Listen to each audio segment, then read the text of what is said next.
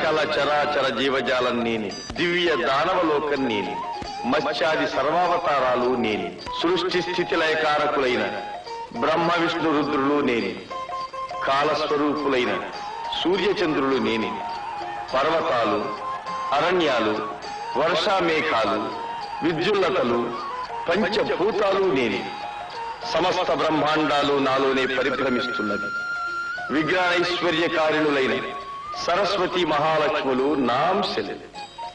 జీవరాశిని నేనే సృష్టిస్తున్నాను, పెంచుతున్నాను, నవ్విస్తున్నాను, నాశనం చేస్తున్నాను. ఇదంతా నా లీల.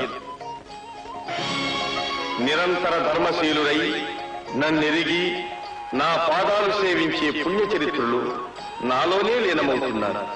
దుశ్శీలురై భూభార కారణులైన పాపులు నా భయంకర వదనగహ్వర సముద్రంభితాగ్ని శిఖల్లో శలభాల వలె దగ్ధమవుతున్నారు. వీరాతి వీరులమని విర్రవీగే వారందరూ నా కరాళ దౌష్టికంలో చిక్కి చూర్ణమవుతున్నారు. ఈ మహాసంగ్రామానికి సంకల్పము, నిర్వహణ, సమాప్తి నాదే. నీవు నిమిత్త మాత్రం.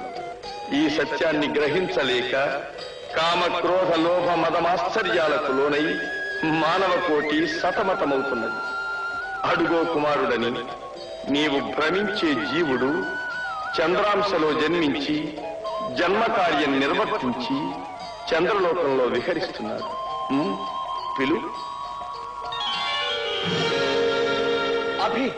అభిమన్యు కుమార, అభిమన్యు కుమార, ఎవరన్నా?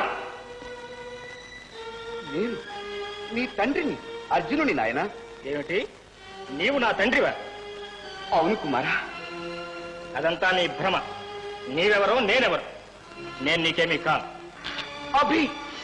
అభిమన్యు, నీవు నాకేమీ కాను,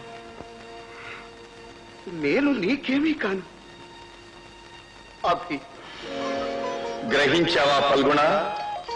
శరీరంతో వచ్చిన సంబంధాలు శరీరంతోనే నశిస్తుంది. నిత్య సత్య సంబంధం నాది. అనంత కాలచక్ర భ్రమణంలో మానవ జీవితేతిహాసం అనేక పర్యాయాలు ఆవృతమవుతున్నది. జీవిత సంగ్రామంలో మానవుడి విషాదంతో కర్తవ్య విముఖుడు కారాదు.